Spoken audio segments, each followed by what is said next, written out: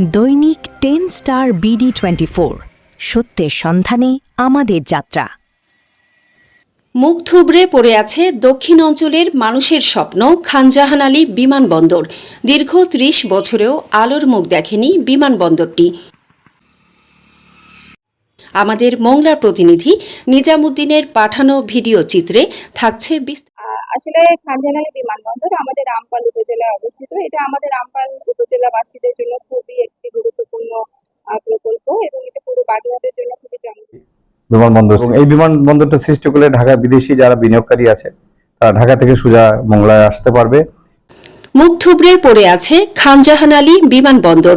দক্ষিণাঞ্চলের মানুষের স্বপ্ন বাস্তবায়নে ১৯৯৬ সালে সাবেক প্রধানমন্ত্রী মরহুম খালেদা জিয়া বাগেরহাটের রামপাল এলাকায় খানজাহান আলী বিমানবন্দরের ভিত্তিপ্রস্তর স্থাপন করেন।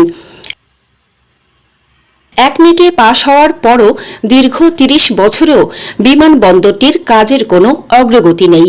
শুধু জমি অধিগ্রহণ, মাটি ভরাট, একটি ভবন নির্মাণাধীন ও সীমানা প্রাচীর নির্মাণ ছাড়া কোনো কাজই হয়নি।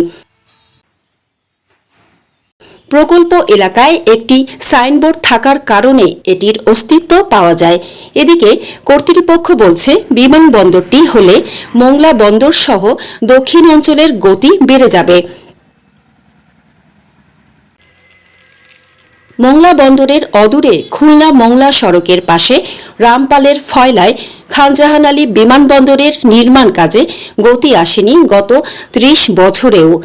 খানজাহান আলী বিমানবন্দর নির্মাণের উদ্যোগ নেওয়া হয় ১৯৯৬ সালে। তৎকালীন প্রধানমন্ত্রী মরহুম খালেদা জিয়া এই বিমানবন্দরটির ভিত্তিপ্রস্তর স্থাপন করেন। এরপর জমি অধিগ্রহণ, মাটি ভরাট, একটি নতুন ভবন নির্মাণাধীন ও সীমানা প্রাচীর নির্মাণ ছাড়া কোনো কাজই হয়নি। প্রকল্প এলাকায় একটি সাইনবোর্ড থাকার কারণে এটির অস্তিত্ব টের পাওয়া যায়। বিমানবন্দরটি দ্রুত চালু করার দাবি স্থানীয় এলাকাবাসী ও বন্দর ব্যবসায়ীদের। মোংলা বন্দর ব্যবসায়ীরা বলছেন, বিমানবন্দর না থাকায় খুলনা বাগেরহাটে আসতে চান না বিদেশি ব্যবসায়ীরা। পর্যটকও বাড়ছে না তেমন সুন্দরবনে। খুলনা থেকে প্রায় ২.৫-৩ ঘণ্টা সড়ক পথ পাড়ি দিয়ে যশোর বিমানবন্দর দিয়ে যাত্রা করতে গিয়ে বিপাকে পড়ে যান ব্যবসায়ীরা। বাগেরহাটের এ বিমানবন্দরটি চালু হলে আয় বাড়বে মোংলা বন্দরের।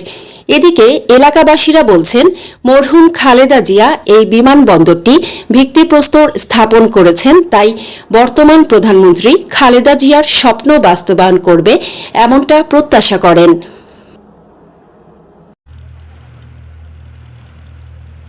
বাগেরহাটের রামপাল উপজেলা নির্বাহী কর্মকর্তা বলেন, বাগেরহাটে বেশ কয়েকটি মেগা প্রকল্প চলমান রয়েছে। এর মধ্যে খানজাহান আলী বিমানবন্দর অন্যতম। বিমানবন্দরের জমি অধিগ্রহণের কাজ শেষ হয়েছে। মূল মালিকদের ক্ষতিপূরণের অর্থ দেয়া হয়েছে। এছাড়া বিমানবন্দরের প্রাচীরের কাজও শেষ পর্যায়ে। বিমানবন্দরটি নির্মাণ হলে মোংলা বন্দর সহ এই অঞ্চলের অর্থনৈতিক অগ্রগতি বেড়ে যাবে।